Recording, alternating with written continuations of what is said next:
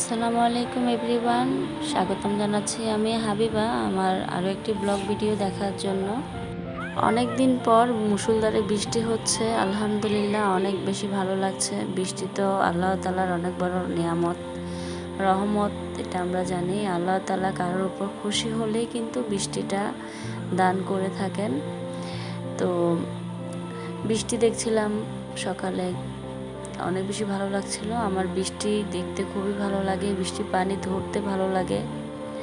তা আমার সাথে সাথে আমার মেয়েও কিন্তু জানালার পাশে দাঁড়িয়ে বৃষ্টি ধরছিল। তো আমরা সকালে নাস্তা করে নিয়েছিলাম। এরপর আরশিয়া ঘুম থেকে উঠেছে, তারপর ওকে আমি ফ্রেশ করিয়ে দিয়েছি। ফ্রেশ করিয়ে কিছুক্ষণ আমরা বৃষ্টি উপভোগ করলাম মা এবং মেয়ে। তারপর চলে এসেছি আরশিয়ার জন্য নাস্তাটা রেডি করতে। ও এভাবে পরোটা ভেজে দিলে অনেক বেশি পছন্দ করে, তো খেয়ে নিয়েছে সুন্দর মাশাল্লাহ। তারপর আমি ঘর দুয়ার গুছিয়ে পরিষ্কার করে চলে এসেছি দুপুরে রান্না করার জন্য।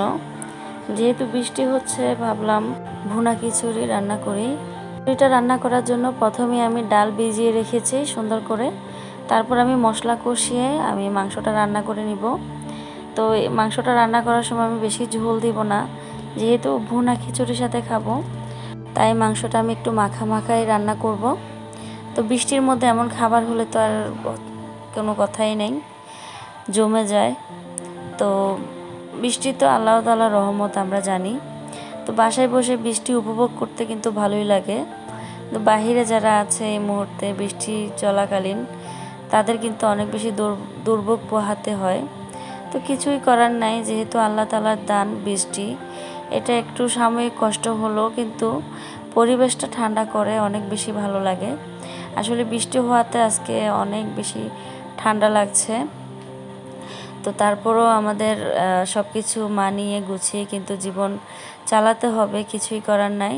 তো আমি দেখেন সুন্দর করে খিচুড়ির জন্য পোলাও চাল, ডাল এবং 2 রকমের ডাল সব কিছু একসাথে মশলার সাথে কষিয়ে এখন চালটা সিদ্ধ হওয়ার জন্য পরিমাণ মতো পানি দিয়ে দিয়েছি। তো অতিরিক্ত মশলা কিন্তু ব্যবহার করিনি, আমি খিচুড়িটা রান্না করার সময় অল্প মশলাই কিন্তু ব্যবহার করেছি। তো দেখেন কত সুন্দর হয়েছে, ঝরঝরে হয়েছে। আমার রান্না কিন্তু প্রায় শেষ। তো এখন আমি একটা প্লেটে নিয়ে নিচ্ছি।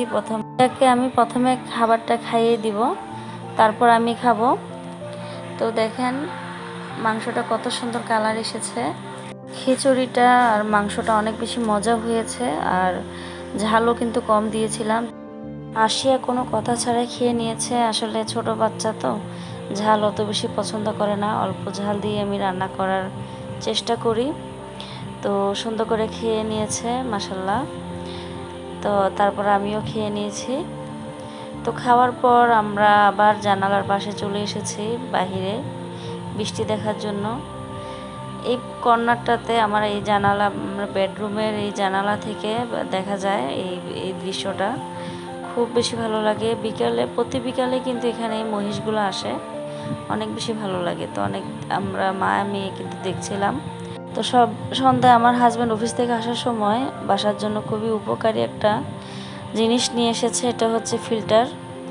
এই ফিল্টারটা অনেক বেশি ভালো। তো যে দোকান থেকে নেওয়া হয়েছিল ওই দোকান থেকে একজন ভাইয়া এসে এটা ফিটিং করে দিচ্ছে। তো যাক, আজকে এই পর্যন্ত। আমার ফিল্টারটা কেমন হয়েছে এবং আমার ভিডিওটা কেমন লেগেছে অবশ্যই কমেন্ট করে জানাবেন। আর যদি ভালো লেগে থাকে আমার পেজটা ফলো দিবেন, আমার ভিডিওতে লাইক কমেন্ট শেয়ার করবেন, এটা অনুরোধ করছি আপনাদেরকে। তো ভালো থাকেন, সুস্থ থাকেন, আল্লাহ হাফেজ, আসসালামু আলাইকুম।